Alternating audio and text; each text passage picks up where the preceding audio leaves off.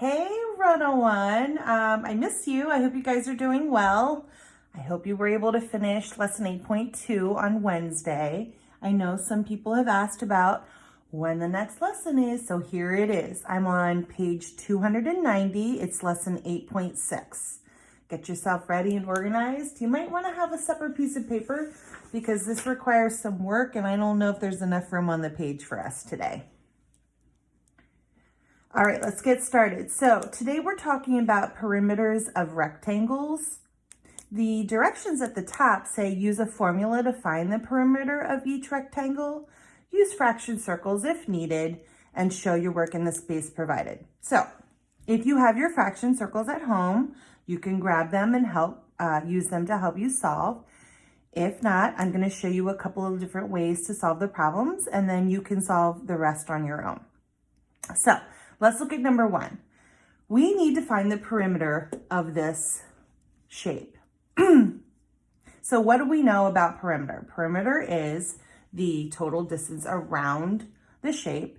In this case, we have a rectangle. So we know already that this side of the rectangle is 2.5 feet and this side is 3.5 feet. Do we have enough information to find the perimeter?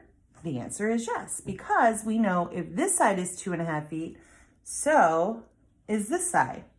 And if we know this side is 3.5 feet, we also know that this side is 3.5 feet.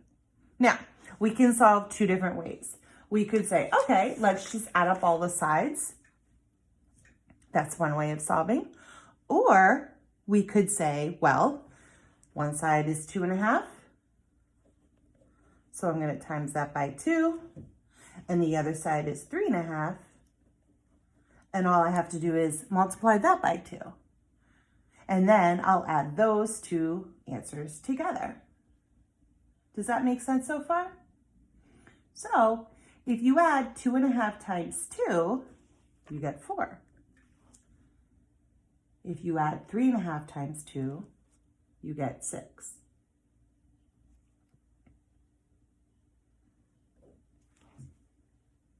But wait, we have to deal with our halves, right? 1/2 times 2 is 1 whole. So I need to add 1 whole to each. That means this is 5 and this is 7. And then I add them both together and I get 12 feet, which makes my answer 12 feet. Make sense? Let's try another one. Look at number 3. We're going to skip number 2 because you're going to work on that one on your own. So look at number 3. Here, look what they did. They gave us the total perimeter. So we're going to work backwards, right? We have the length. We have to find the width. Well, we're going to use the same information we did in number 1 to help in number 3, right? So I know if this side is 3/10, this side is 3/10, which means I need to find out these two sides, right? Let's think about how could we solve that?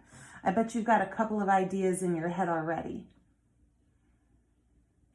Let's think. Well, I could take 3/10 and add 3/10 to get the length on both sides. When I do that, I get 6/10. Now, I could take that information and subtract the total, 8/10 minus 6/10, and what do you get? You get, 2/10.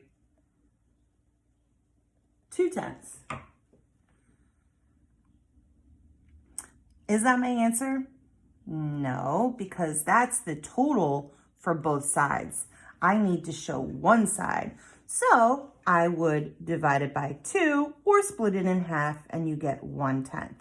That means the width of one side of this rectangle in number 3 is 1/10 meter. Does that make sense? All right, let's try number 5. Look at this rectangle. So here we know the total perimeter is 2 and 18/100ths. We know one side width is 6 1/100ths. So that means the other side is 6 1/100ths. We need to find out the length. We're going to use the same technique, right? So I can take 6 1/100ths plus 6 1/100ths, add them together and get 12 1/100ths.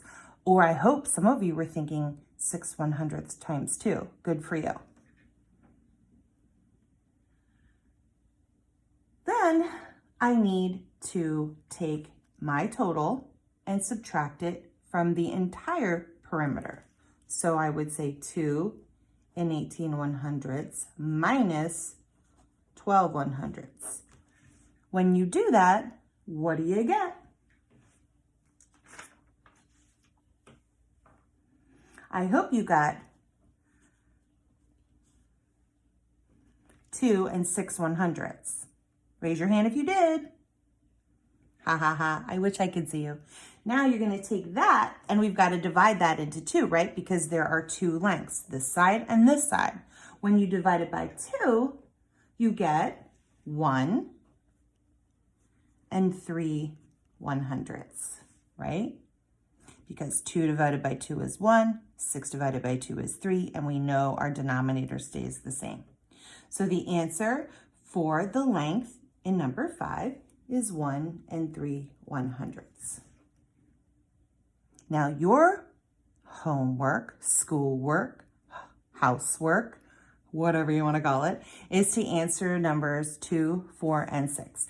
And I'll post the answers probably maybe Monday. I know it's officially spring break that next week, but I'm sure some of you are going to want to keep busy. If you want to keep working in your math notebook, you can. Journal pages that we haven't worked on, you can work on. Any math boxes that you think look interesting that you want to try, you can do that. Starting the week after spring break, we're going to be working on some other assignments that are not in the journal, so you can use the journal any way you want to moving forward. I hope you had fun with this video, and I miss you, and I'll talk to you soon. Don't forget, April 13th, Google Classroom. See you then. Bye.